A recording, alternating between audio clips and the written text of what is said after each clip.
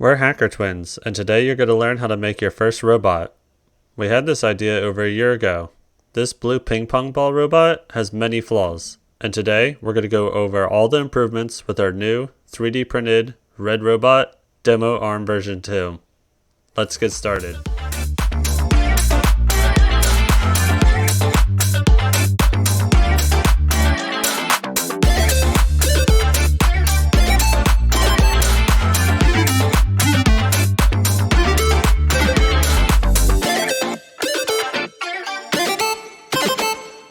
Comment below for your chance to win a V2 demo ARM kit. Remember, you have to subscribe, and please like the video while you're down there. We used Red Super PLA from Overture. This project is around $10. We used the Arduino Nano, an affordable and extremely capable microcontroller. This is a small white breadboard. The circuits are horizontal, so each one of these rows is all connected, and you'll use jumper wires to complete your circuit. 4 AA's will supply 6 volts to the board. We'll use a buck converter to convert it down to 5 volts. This side accepts 5.5 to 30 volts. The center pin is for ground, and on the other side, it'll consistently output 5 volts. A lot of modules are designed to fit into breadboards, so you don't have to solder pins.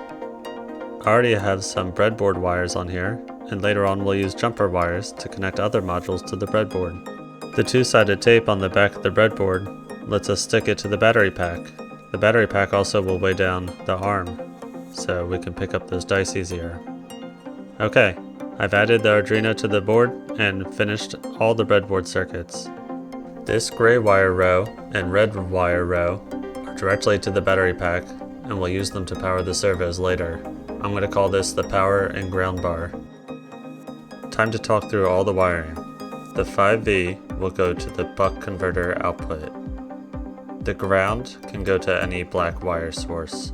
A0 is for the X axis on the joystick, A1 for the Y. SW stands for switch when you press down the button, and that will go to D2 on the Arduino Nano. Orange or yellow is this digital signal pin for the servos. We use pins D9, 10, and 11 for 3 servos. It doesn't matter which ones you use, but just remember D11 is the finger shutter servo.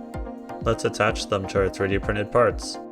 We first grab the L bracket. The bottom servo needs to have the drive gear facing away, or the opposite direction of the top servo. See? This bracket's shaped like the letter L. Use the joystick to center the bottom servo and attach it to the base, like this. We'll then snap it onto the battery pack. The ARM piece takes a double servo like the base. I like to use a little hot glue on the arm and the finger, because after a lot of movement, the horns can pop out a little bit. We fasten in the final servo to the arm. A little bit more hot glue for the finger, and remember that this servo is controlled by D11 by pressing the joystick switch. Now I'll connect everything together and test it out, and press the button to make sure that my finger's fully opened before I screw anything down. Now that we're fully assembled, I could go ahead and test this guy out. Some obvious major improvements are the joystick and the paddle finger. Grabbing a ping pong ball was really challenging and fun, but it's way easier to grab different objects with the paddle finger. I even came up with a different technique because we only have 2 degrees of freedom. I can sweep the dice around if it's not perfectly lined up in a grabbing position, and I should be able to drop it on top to make a nice tall tower.